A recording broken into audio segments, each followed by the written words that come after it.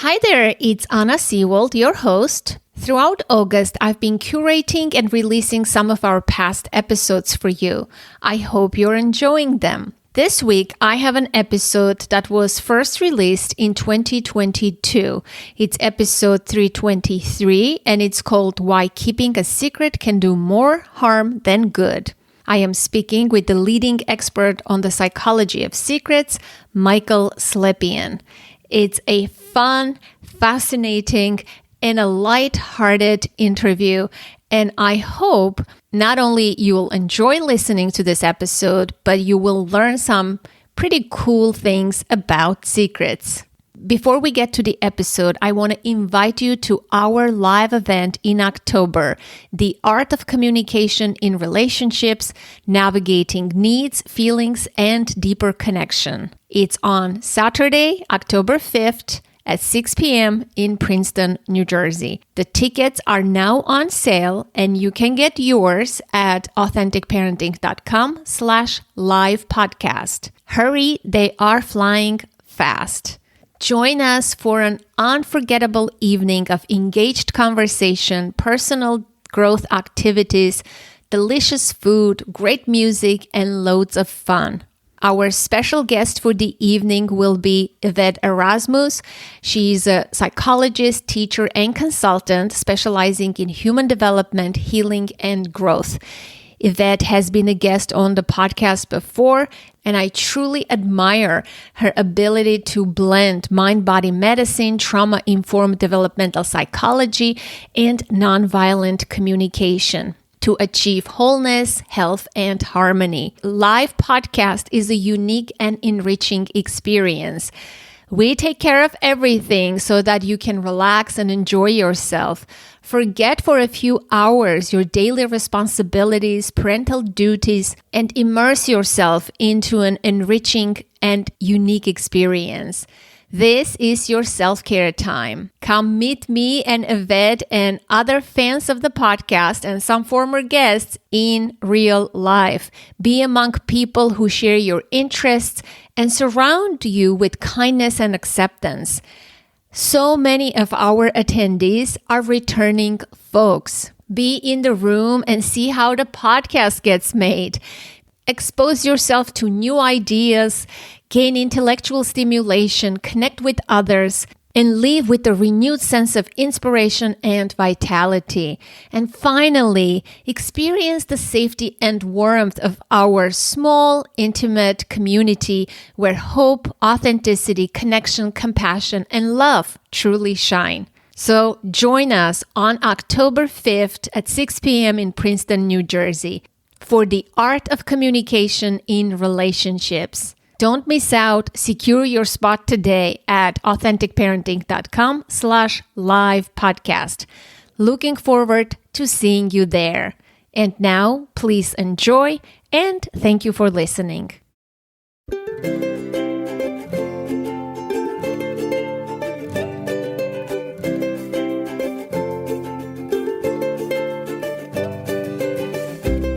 I am Anna Seawold, and this is Authentic Parenting, a podcast about personal development in the context of parenting, where I explore how you can find more calm, connection, and joy in parenting through the process of self-discovery and inner growth with a trauma-informed lens. I'm a parent educator, and my mission is to help children by helping parents.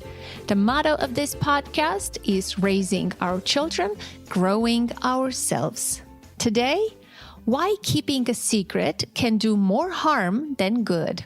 When I first heard about my guest's book, I was immediately wildly interested. Secrets, we love them, and we all got them. Some secrets hurt and others don't, and not all secrets are alike. But did you know that an average person has 13 of them and that there are 38 categories of secrets? But what exactly is a secret? Is it still a secret if you told no one or if you shared it with one person? What are the 3 dimensions of a secret? Turns out that there are emotional and physical costs to keeping secrets. My guest today is Michael Slepian. He is the Stanford C. Bernstein & Co. Associate Professor of Leadership and Ethics at Columbia University, a recipient of the Rising Star Award from the Association for Psychological Science. He's the leading expert on the psychology of secrets. Michael has authored more than 50 articles on secrecy, truth, and deception. His research has been covered by the New York Times, The Atlantic, The New Yorker, The Economist, The Wall Street Journal, the BBC, NPR, and more. And if you're listening in real time, this week is the release of his book, The Secret Life of Secrets. In this episode, we talked about the difference between secrets and privacy. When do secrets hurt most? Age and development. Can babies keep secrets? Or when do children's first efforts at keeping secrets emerge? Can people tell if we are keeping a secret? To confess or not to confess? What are the consequences of confiding? Is there a value of sharing our secrets? And hint, hint, there is. And does the person whom we choose to share our secret with matter? And so much more. In addition to sharing some amazing stories, Michael did talk about his family's dark secret. Who knew there was so much to discover about secrets? They truly do have a secret life of their own. I learned that there is still more to be researched and studied when it comes to secrets, and that there is pretty interesting emerging research on positive secrets, for example. I truly enjoyed this fun, light, and enlightening conversation with Michael Slepian. I hope you enjoy it too. And if you want to share your secrets with me, you can find my contact info in the show notes. Just kidding. Michael, welcome to the podcast. Thank you for having me. I am so interested in this topic, wildly interested for various reasons. But first, I want to ask you, what is a secret, right? Not everything is a secret that we don't share or hide, or it's a piece of information. I think it would be good to identify what the secret is. Yes, definitely. So what distinguishes a secret from other things about you that other people do not know is an intention to hold that information back from one or more people. So there's certain things about you that other people don't know, but it's not because they're secret. It might be just because these things are private or not the kind of thing we tend to talk about. Money, for example. But if you specifically intend to hold the information back from one or more people, even if you talk about it with someone else, then it counts as a secret. I see. So I have a secret that I have never shared with anyone. So that's a really big secret, I'm assuming then. Okay. It turned out, reading your book, I am fascinated that, secrets are common, number one, and they fall into a certain amount of categories. An average person has 13 secrets. And you in the book provide a list of 38 secrets. And I'm like, wow, I was so scared to go through the list because I identified a bunch from the list. So tell me about the discovery about the commonness and that our secrets are not so unique, Was that surprising for you to discover? When we first started doing this research, I realized that we actually know almost nothing about secrecy when I first started this research. And the reason we didn't know much about it, according to me, is that most of the studies on secrecy essentially would create a secrecy situation in the lab. Instead of asking, for example, what does it look like to have a secret in day-to-day life? What are the secrets people keep in day-to-day life and how many? And so we were asking very basic questions at the beginning of this research. And so to get started, we asked a couple thousand people, what is the secret you're currently keeping? And we looked at those couple thousand responses and looked at the themes that emerged and came up with a list of 38 categories of secrets that we felt really comprehensively captured what people keep secret. A group of participants, this list, we see 97% of the time they have at least one secret from the list. And the average person, as you mentioned, has 13 secrets from that list. Wow. Yeah, that was very surprising for me, very shocking. Of course, some of the categories I could predict. What would people have secrets about? As a therapist, I've heard many of those secrets myself. I'm wondering if you don't mind, I can read a few of the things that people keep as secrets, because the listener is probably curious. Hurt another person emotionally or physically, illegal drug use, habit or addiction, but not involving drugs, theft, any kind of taking without asking, something illegal, physical self-harm, abortion, traumatic experience, a lie, a violation of someone's trust, romantic desire, romantic discontent, being unhappy in a relationship. This is so huge. Extra relational thoughts about having relations with another person while in a relationship. This is pretty common these days too.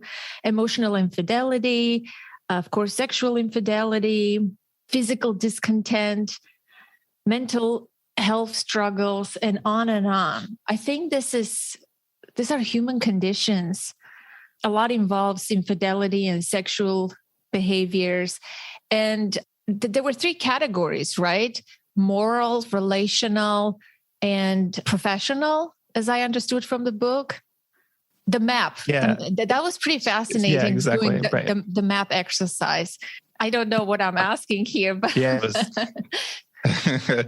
So there's these common things that people keep secret, and they're exactly what you think people would keep secret. And we show that one way to understand this space of secrecy is sort of the dimensions that run through it. People readily say that secrets differ from each other, or we can think about our secrets in three different ways, whether they're moral, whether they're relational and related to our social connections and relationships, and whether they're goal-oriented, which often means in our professions. And each of those dimensions of secrets have sort of unique experiences attached to them. Yeah. Also was fascinating reading the chapter about children of different ages and development and how secrecy evolves. So having a teenager now, I had a conversation not long ago with another human and my daughter made a statement like this. Oh, I don't have any secrets from my mom. I said, no, I think you should have secrets, and it's okay to have some secrets from your mom. And she said, I do. And so I'm wondering if you can speak about that. When do children start understanding the notion of secrets? When do they keep them? And just development and secrecy. Yes, there's some good research on both children and even chimpanzees, but we can forget about them for now, on how they represent other minds. The idea being that to keep a secret, or to intend to keep a secret from other people, means you have some understanding that there's something in your head that other people are not aware of until you tell them, or until they learn somehow. And therefore, you can keep it that way. That kind of secrecy is the kind of secrets we were just talking about, and requires being able to think about another's mind and what it knows and what it doesn't know.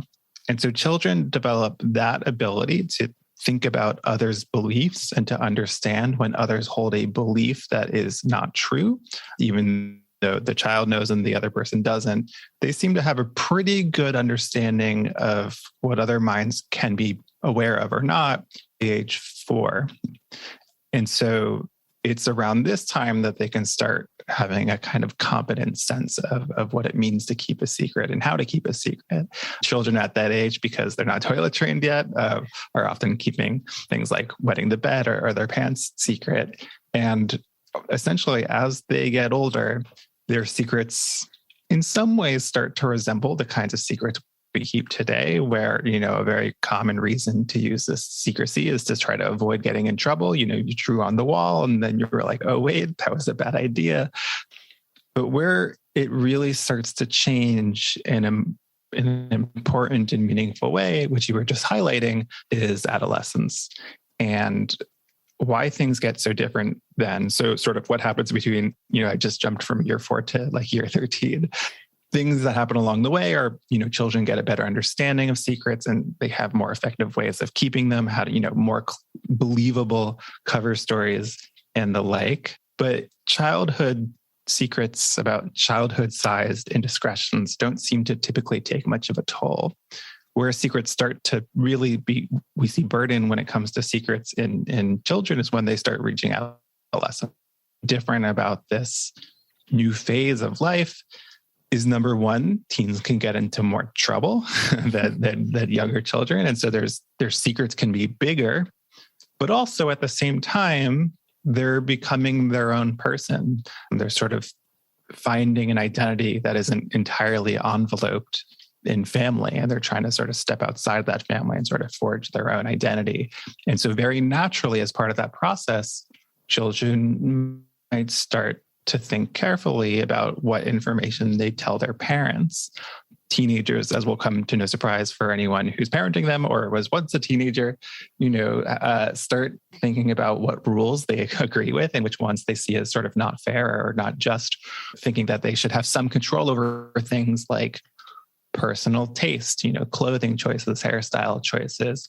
And the question then becomes, at what point is sort of their inner thoughts and their prior experiences, what do they deem sort of private and personal and not needing to be relayed to their parents?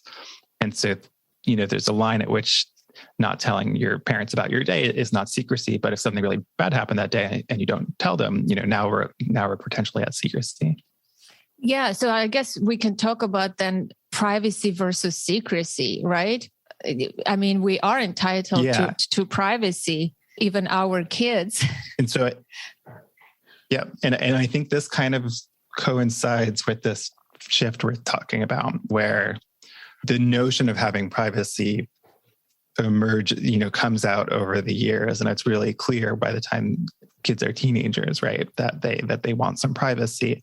And, what we consider privacy is the kinds of things that you would tell other people about, but only people you're very close to or only in the right situation. The reason people don't know about it is not because you intend to keep it from those other people. So, for example, romantic thoughts, right? That could be something that teenagers see as personal and private. It's not that they're keeping the existence of having romantic thoughts secret, but they're just only sharing that information with people they think are the right people to talk to. And that's often not their parents, right? It's their friends.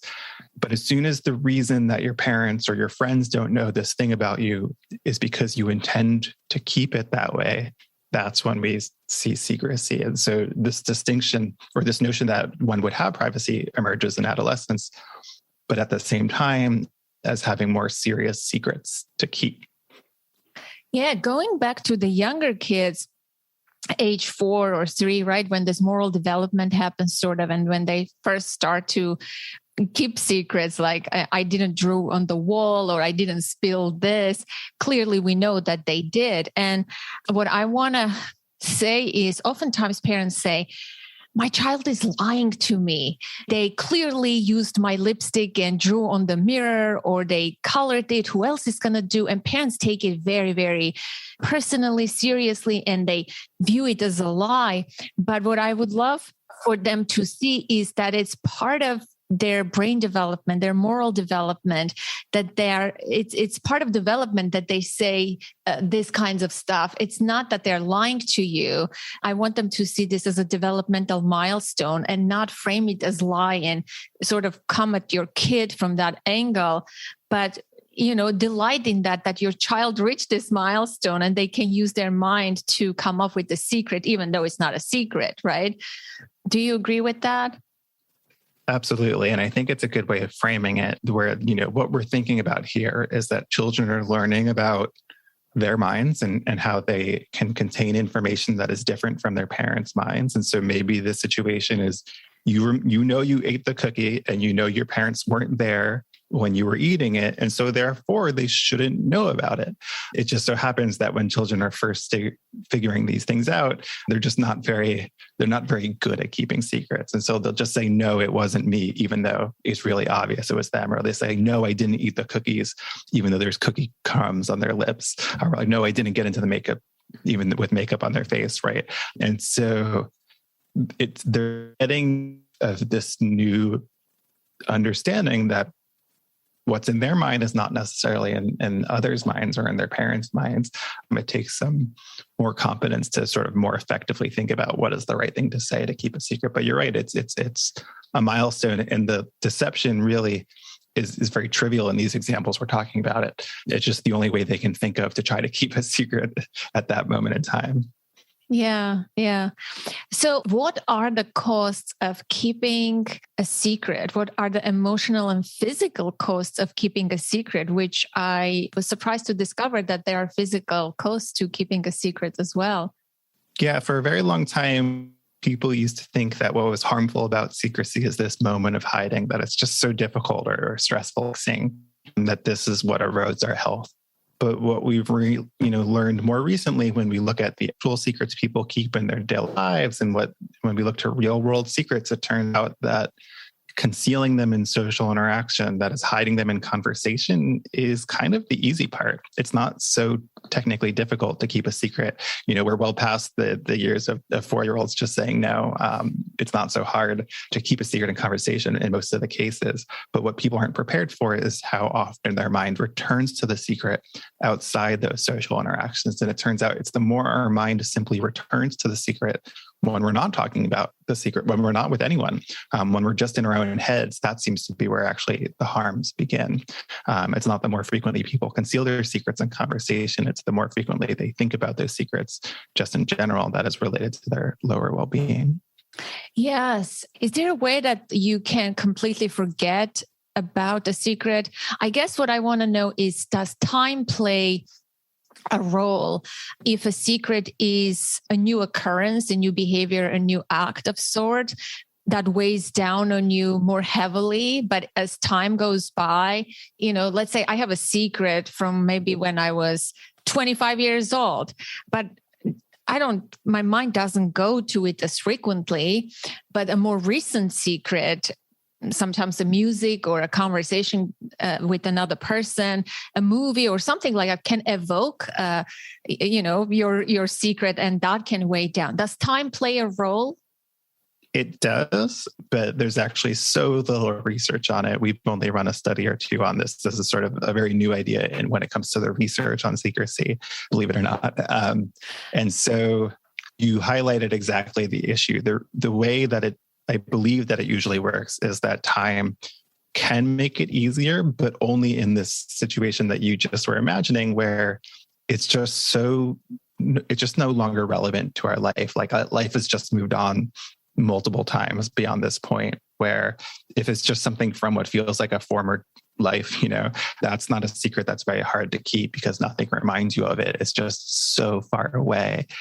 Now, if there's a secret you've kept for a long time, but it's as relevant to your life as it ever was, that could be a secret that's even more burdensome. This is something that you're still keeping secret and it's relevant to your day to day. It can sort of accumulate the burden in that sense. But I think normally you're right that with time, in a lot of instances, we get some distance from that secret, which makes it easier to not get reminded of the secret. I guess it also, I'm thinking about like what kinds of secrets can weigh down something, a moral thing that you did, I guess. I'm thinking of this example from your book of that 60-something-year-old woman who, when she was young, killed her baby. Why don't you tell that story? It was so moving, and I got goosebumps reading that story. For 52 years, she kept that secret, and then she revealed it. So what's happening here in this story is there's this woman who's given birth to a child. She's 15 years old. And so obviously that's a challenging situation in the best of circumstances. But in this particular instance, there were other really challenging family considerations happening at home with a parent ill and another parent in a hospital recovering for surgery and so on. And just a difficult time. And there's this evening, just a few days after this child is born, where the baby won't stop crying and it's crying and it's crying and everyone's trying to get some sleep. Someone has a job interview the next morning. Remember, there's an ill parent at home, and the mother, this 15-year-old mother, is just like, this crying has to stop. How can I stop it? And she's she thinks, well, maybe if I just muffled its voice just for a moment, that could make it stop crying. And so she tried that. And then she had held the pillow there for too long. She had inadvertently killed her child. And so what had happened is she had told the police that she had accidentally rolled onto the child. And that's how the child died. And that's essentially what got written in the record, the official, record of the incident. And then she held that secret for 52 years. And you have to think, in some ways, 52 years later, I mean, I can't even imagine what that amount of time period, because I haven't had that amount of time ever pass. But it's just hard to imagine that in some ways that the secret would still be relevant to what we were just talking about. And so you could imagine in some ways that secret kind of fades away. But that's certainly not what happens in all instances. I mean, this is what we were just talking about. Sometimes with time, a secret can get harder. And 52 years after this thing happened, she eventually confessed it to a police officer, which meant she had to go to court over this issue. And there was no technical need, right? At this point, it just happened so long ago. What would you gain by coming forward, especially at your own legal peril? She could have served jail time. In interviews, she said, I just couldn't take the pain any longer. Pain of being alone with this thought. And that's why secrecy is often so harmful. It's not because of the hard work we have to put into holding it back in conversation. It's because you have to live with the secret alone in your thoughts. And that was what was so difficult about the secret, just being alone with it. Yeah. Well, it was very moving to read that story for sure. And she didn't serve jail time. The judge was kind enough and Correct. Compassionate enough to recognize that. I mean, imagine if it was a different judge. Do you know if she had other children as a woman in her life after that incident? Yes, she did. Oh, wow. I mean, imagine becoming a parent again. And it's probably she was haunted. There are secrets and there are secrets. I guess the nature of the secret is important. Why do people conceal their secrets, do you think? In some cases, it's just for the simple fact that they think their reputation will get worse if this information comes out, or someone will think worse of them. But then there's other reasons, and it can get murky pretty quickly, which is, well, I'm trying to protect this person. I'm trying to protect this person's feelings. That at first sounds quite reasonable until we get to the extremes. Cheated on this person. And if you were to reveal it, it would destroy the relationship. Do you do it? And so sort of the distinction between protecting yourself and protecting others, that line, I think, can get blurry. But that's what it is, I think, across the board. You're trying to protect something. Mm. And I think, I'm not in favor of radical honesty, especially in relationships or in life in general. There's this whole movement, there's a book. I think it's insane. Sometimes, yes, you may want to reveal or share your secret because you can't bear to be alone with it, or it's harmful for you, or it's too much. But what is the effect on other people? I think we also need to consider other people, right? So I'm not in favor of complete radical honesty, even though after reading your book, I understand why sharing secrets, talking about it is helpful, right? But is there room for holding a secret, keeping a secret? I want to know. What do you think? I think there's sort of two answers to that question, sort of two different versions of yes. Yes, it's okay to hold a truth back is when doing so isn't on a very serious issue and when you're just doing it to be nice.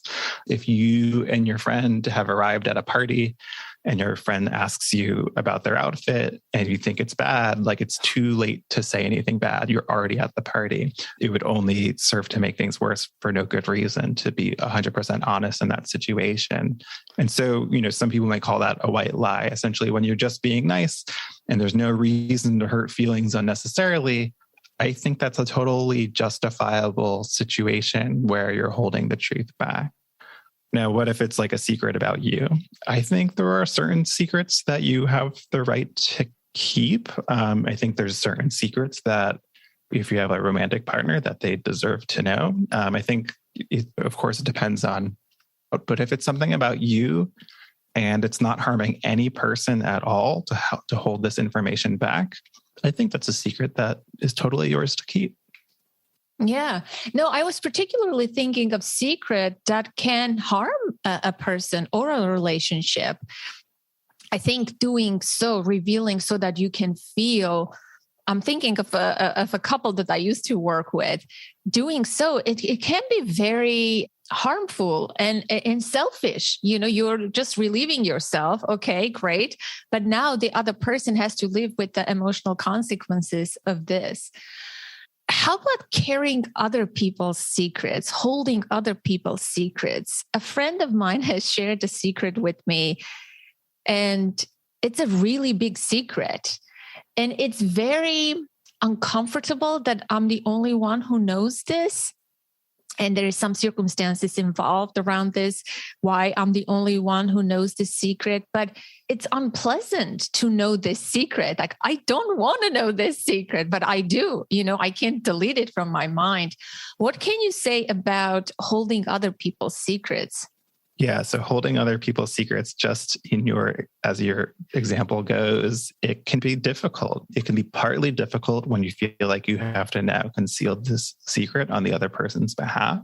So we find that people find knowing another person's secret more burdensome to the extent that you have overlapping social networks, you have the same friends. But even if you don't have to hide the secret back in conversation, it can be burdensome to just have no one else to talk to about this thing besides the person who told you. That can be like really frustrating. And so when someone reveals a secret to you in cases like these, it can become a burden for you now too. At the same time, when someone shares a secret with you, especially something that they wouldn't just tell anybody, people understand that as an act of intimacy, and it can bring you closer together, and you can feel glad that someone felt comfortable telling this thing to you, even if you wish you rather didn't know it, because now it's a secret that you have to keep. True. Yeah. At the time when she shared this secret, I felt very privileged that I'm the only one to know this. And at times it does feel that we share this common little mischievous thing, and we can talk with code language sometimes amongst people.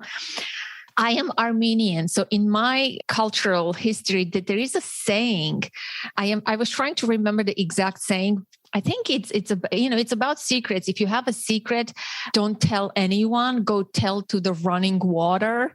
And I know culture plays a big role, right, in how we approach secrets, hold them, share them, keep them. If you have a secret, go tell to the running water, as if the water will take it with it, and everything will be forgotten, and you'll be free, and that's about it.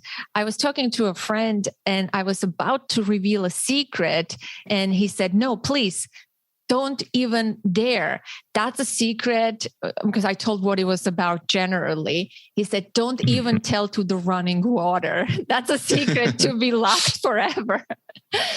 So what can you say about cultural approaches to secrets? Again, we're sort of just at the edge of the research and what we know and what we don't know here. And so I have conducted some research on the role of culture in secrecy.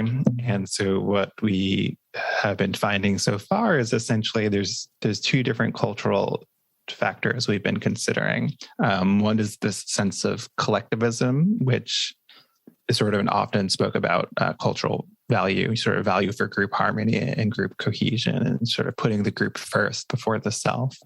And for that one, what we see is essentially, and we're still learning why, but to the extent you sort of put the group before yourself, when you keep a secret, which presumably means from the group, intuitively, sort of my individualist way of thinking is that like, you're not doing anything wrong. And, kind of what we were just talking about, you should have the right to keep the secrets you want to keep. But when people have a more collectivistic view of social relationships, they seem to feel more guilty when it comes to keeping a secret. Another cultural factor we've looked at is sort of whether a social network is tight knit or not. And more tight knit social networks, you have sort of fewer options for who your friends are and your romantic partners are. And in instances like that, people, it turns out, disclose less and keep more secrets, but they don't feel more guilty for keeping those secrets. So we're just at the forefront of what we know about this. We're just starting to understand it. What I can tell you with more certainty is that the categories of secrets that you were reading earlier, it turns out that those are not just secrets that Americans keep, which is sort of what I was studying for the first 9 years of this research. Now we're looking at people across the world, and we see actually people on average are kind of keeping the same secrets in other countries and the same number of secrets for the most part. These categories of secrets seem more universal than I perhaps would have expected. Yeah, now after reading this book, every time I converse with a friend or have an encounter with someone, I'm like, I wonder what kind of secrets they're holding in their mind. I know there must be 13. It makes you wonder about people in a certain way. You talk about this interesting public experiment that was conducted in New York, the secret telephone. Can you talk about that and how it went and what sorts of interesting things did you discover? So the history of this project is that I happened to randomly meet this person in the subway who runs this sort of art project, or is the creator of this art project that he calls Subway Therapy. And the original version of this was providing people sticky notes and to write on, to sort of write something on and to put it on the wall of the subway. So we're all underground. This first happens when this becomes a major thing is the 2016 election. And it just becomes this huge thing where people, it's this moment when the nation never felt as divided as before. Of course, it feels more divided even still than today, but still people were using this space to sort of pour out emotions and sort of like make pitches for solidarity. And it was just so moving to see it all at once. We're talking about thousands of these Post-its where each one is this individual message. And so I walked past a version of that one day in the subway and started speaking to the guy who seemed to be running it. And it turns out that was the guy behind it. And it turns out that he's been long interested in sort of helping people express thoughts and feelings in his art. He considers these as art pieces. And so we started thinking about essentially the same idea, but instead of writing sort of emotions or thoughts, instead of writing secrets, which he also tried one time on Post-its and post them to the wall, instead of writing them down, speaking into a phone. And so we put up in a park, in different parks in New York City, a phone. And if you stumbled across it, you would read a banner that said secret telephone, get something off your chest. And if you picked up the receiver, you could listen to secrets that people had previously recorded on the phone. Juicy stuff. I wish I participated. And you could leave a recording of your own. Wow. And so the first thing that was surprising about that project was that people soon were lining up to share their secrets. We thought, will anyone even touch this thing? And people really were ready to reveal their secrets to that phone, far more ready than I would have expected. Wow. It's so cool. I love public forms of art like this. There's a woman, I can't remember her last name. Her first name is Candy. I have heard her speak at the conference. She created this public wall. Again, it starts with the question, before I die, and people come and add their own comments. And I think there are thousands of those walls around the world now. I'm always amazed by those kinds of public art things, and how people are eager to participate and hungry for such thing. Even in my town in Princeton, there is a small coffee shop called Small World Coffee. And inside they have a big wall. I was there today, and there are Post-it notes. You can write your own, what kind thing you did today of this nature. I forgot the exact prompt. And, we were reading with my daughter, I just love this. And when I was reading, did you use, how many people participate? Was it for fun, or did you use that for the research? And what kinds of secrets or outrageous secrets people said, or was it similar types of secrets? So yes, it was similar types of secrets than the list you previously read, but far richer in detail than I think any sort of example can, like, saying like childhood experiences is one thing, but like hearing what it is another. So it's surprising how open people are. Someone described that they were cheating, but not just that they're cheating, but they're trying to stop, but they've also been cheating on their partner for 4 years. And that just provides so much more color than checking a box that says, infidelity. I have a secret about infidelity. And so there's this much more human side to the recordings. What do we do with that for research? That's an ongoing conversation. We don't have anything beyond the recordings at this stage. We haven't surveyed the participants or asked them these follow-up questions, which you would need to do to do some kind of research on the outcomes or predict how people share, or who people, the content of the secrets or anything like that. But still, we have this amazingly rich body of audio recordings. Audio is very powerful because, like you said, if you write something down, yes, I did this, it's just very simple, minimal. But when you give an, opportunity via audio, it's very intimate. You open up, there's the anonymity factor. No one can see you. It's not a video. And you can hear the person's voice and all the little elements and the intonation, right? How emotional they are and what they're saying. We can do this research on my podcast. We can ask people to send us their secrets to the number that I have for the podcast. No, I'm kidding. Even though I would love to know my listeners' secrets, but I'm guessing they all fall into the 38 categories. It's not that exciting. Can people tell that we are keeping a secret, especially like in an intimate relationship, right? Of course, I mean, publicly, it's kind of hard if we're all walking, holding secrets. But is it possible to know that your partner is keeping a secret? Yes and no.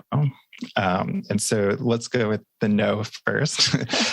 So the times when they can't know or don't know is, at the end of the day, people can't read your thoughts.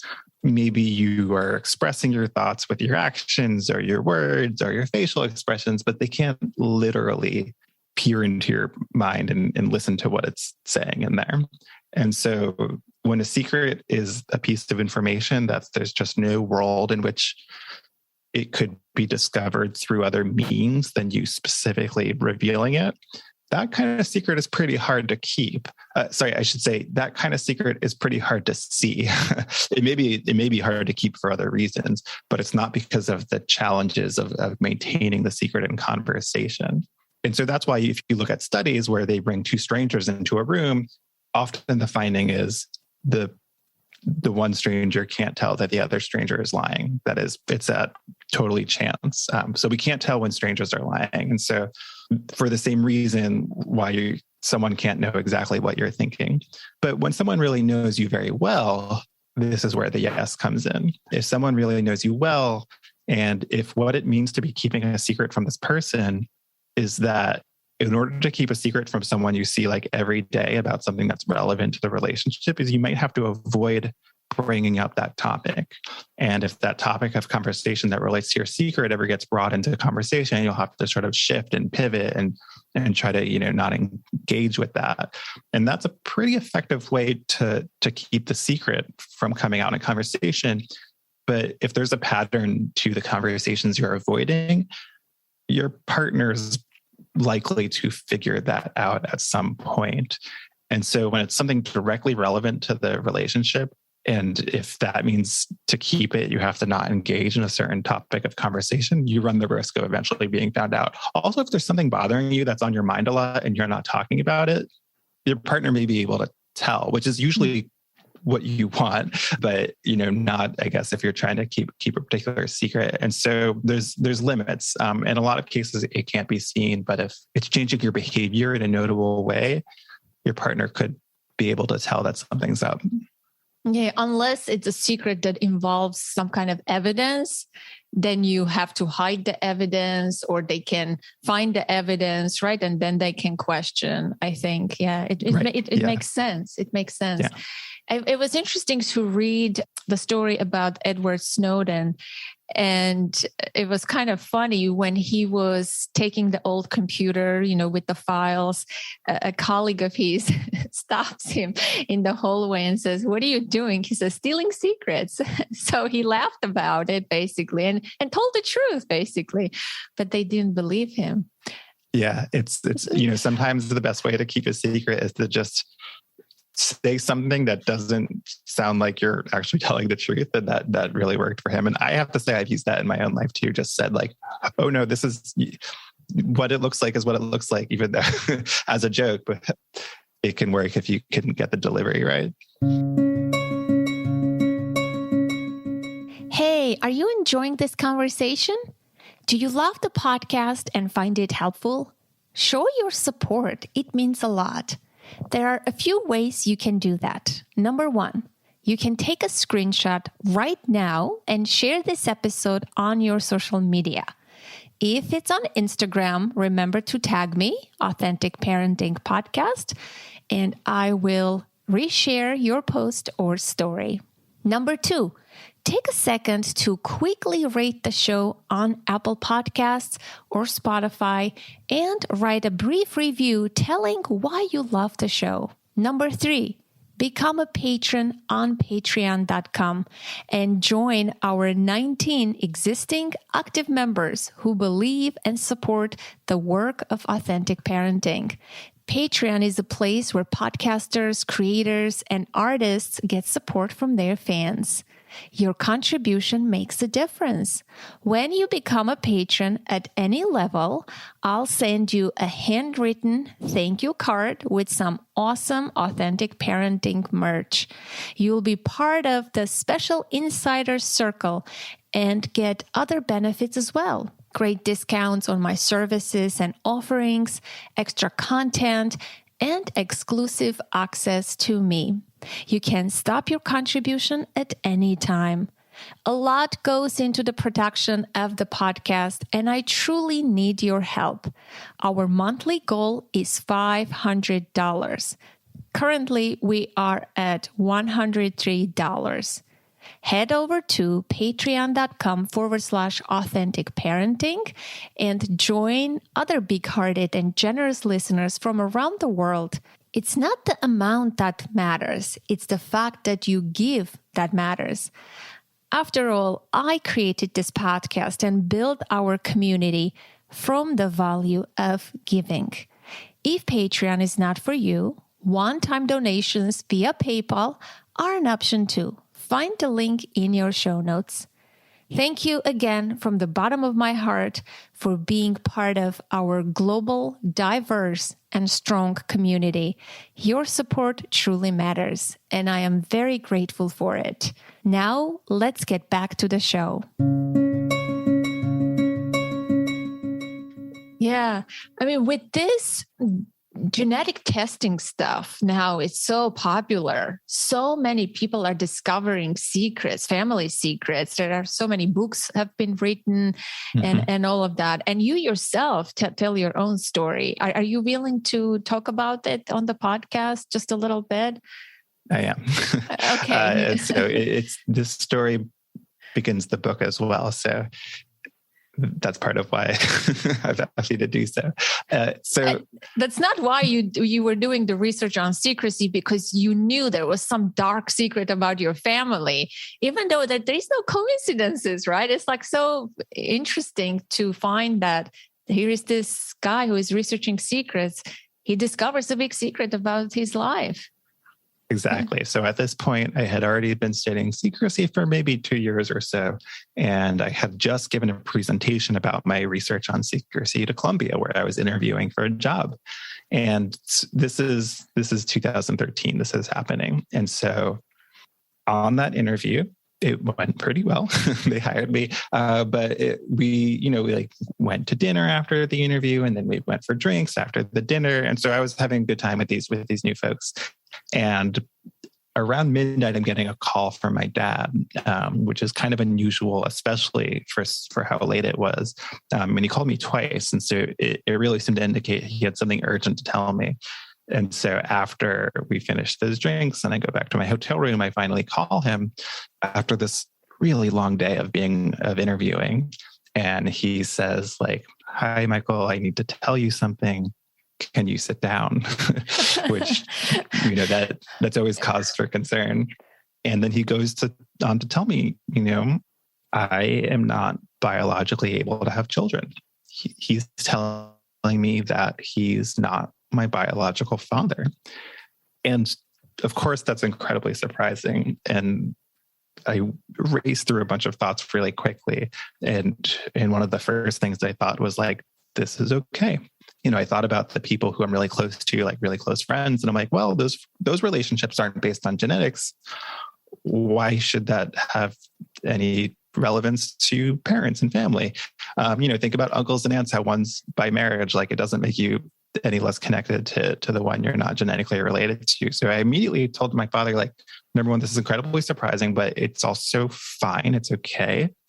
But why are you telling me this? And why now? It just was so hard to understand how they had kept that secret for so long. And as I learned more about it, I learned that their intention was never to tell anyone.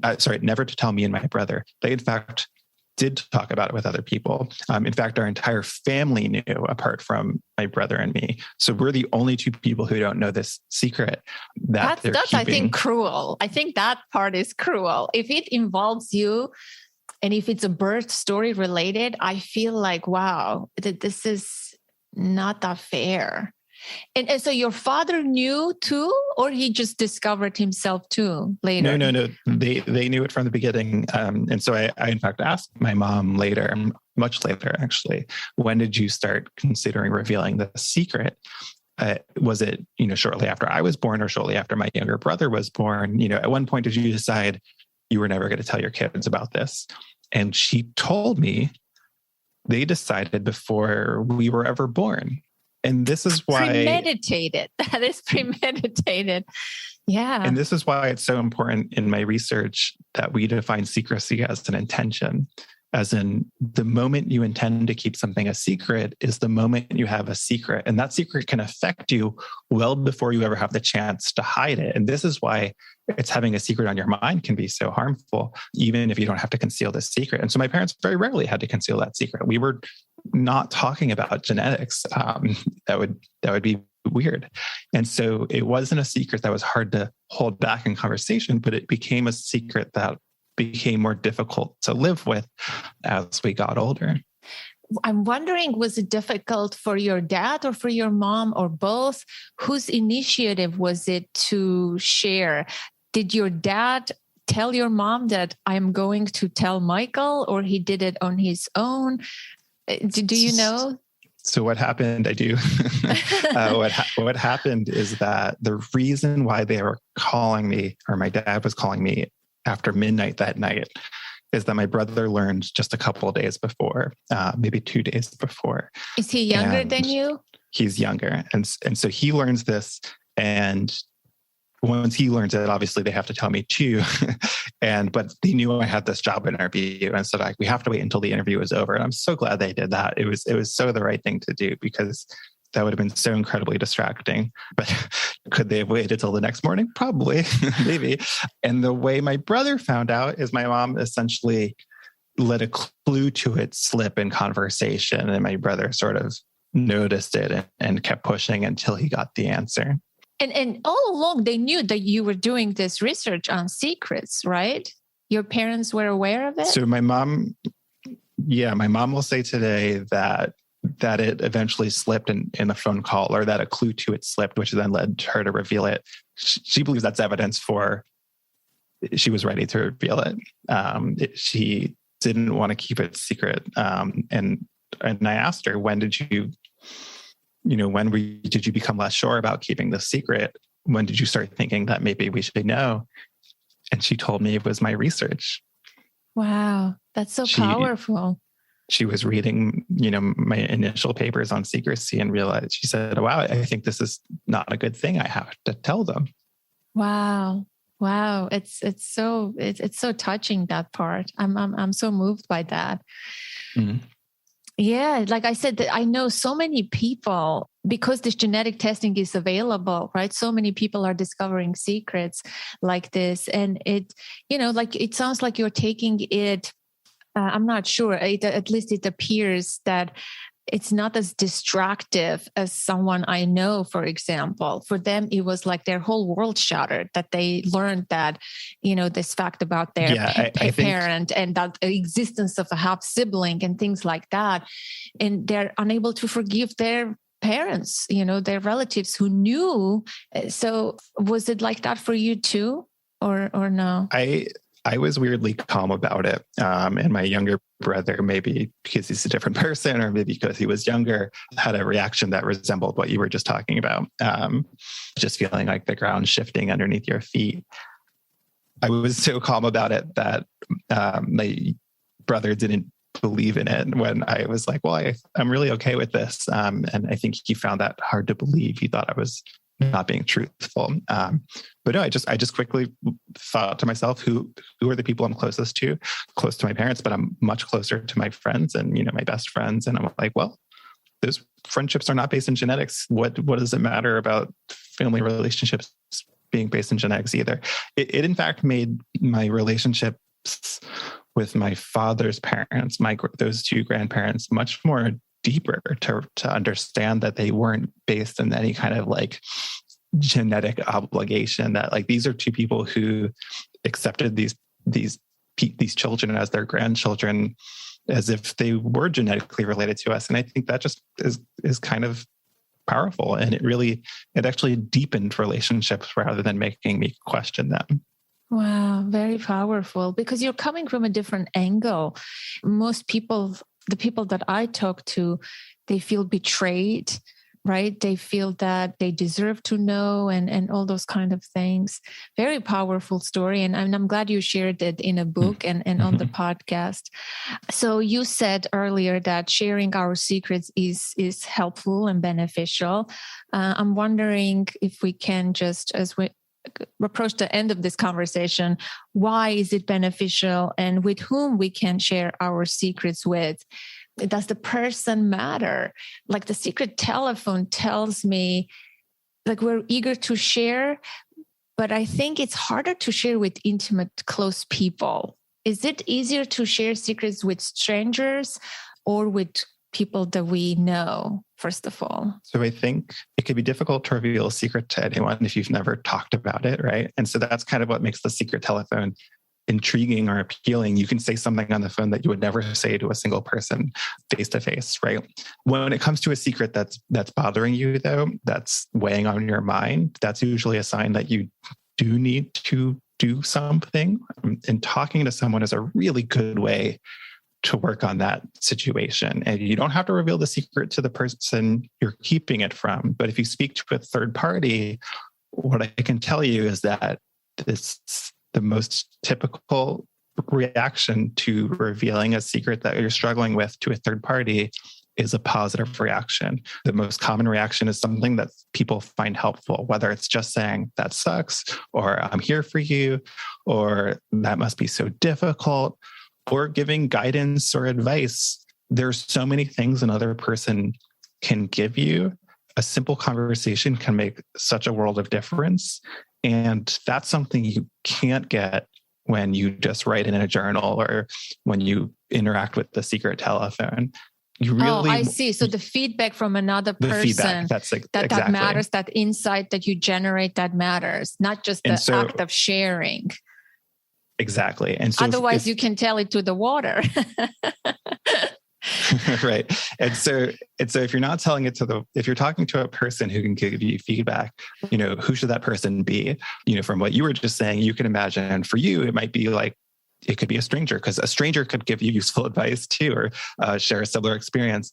For some people, they would never want to speak to a stranger about something personal. And so they would rather talk to someone that they're close to. It really, as long as you feel like they can keep your secret safe and you think they'll respond more helpfully than not, it's going to pay off. And it's going to pay off because you'll choose your person carefully.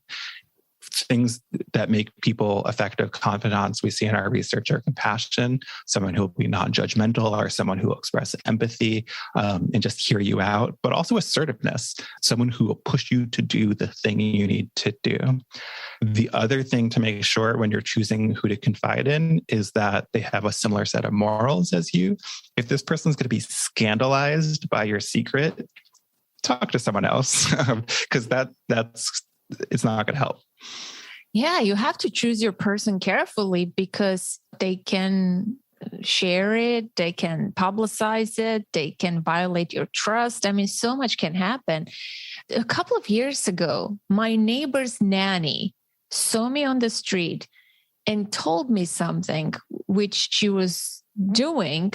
And I don't want to say it publicly because they may listen to the podcast.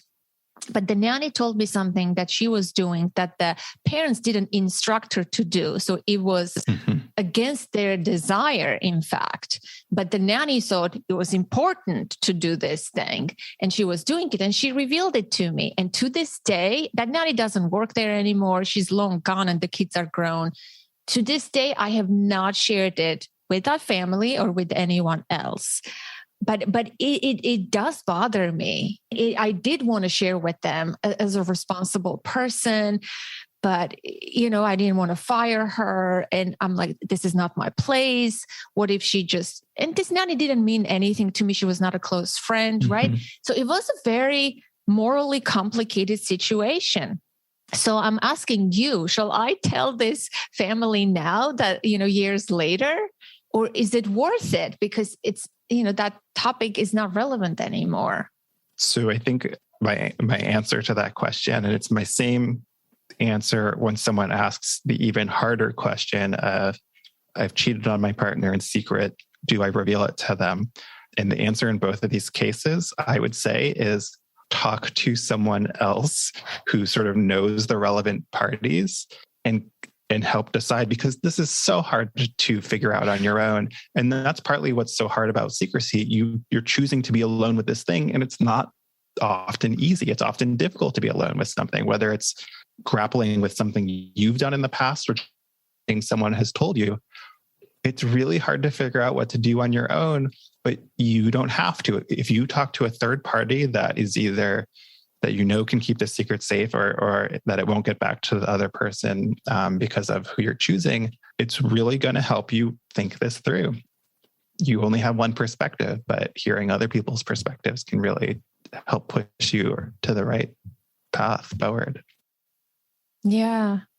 I don't know. When people tell me this is a secret, I'm very careful. I don't want to reveal it or share with my best friend, even though it's so tempting to gossip about a common friend who just told you a secret. It's very tempting to do that, but it's hard to keep other people's secrets. And you're right. You have to choose your person carefully.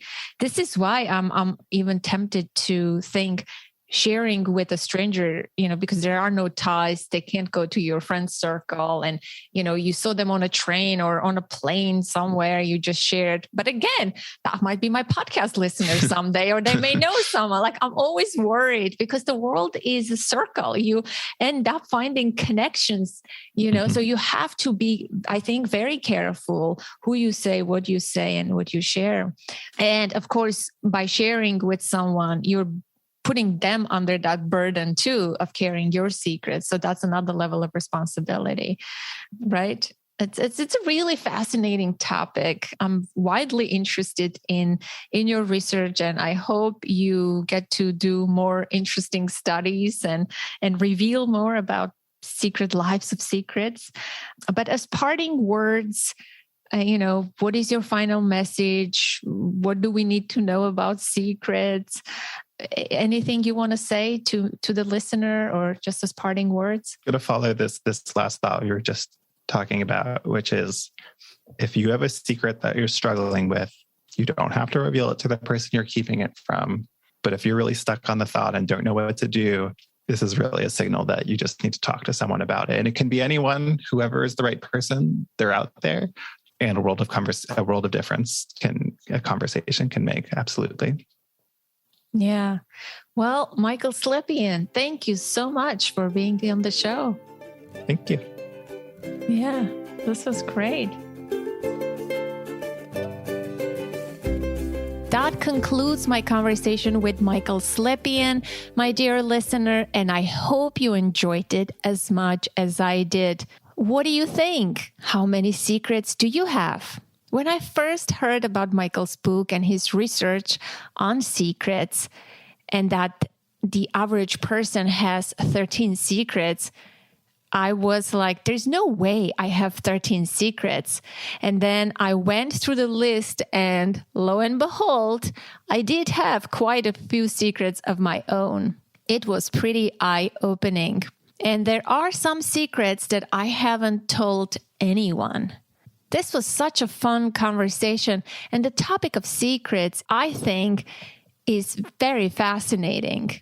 So I would love to hear your thoughts and takeaways from this episode.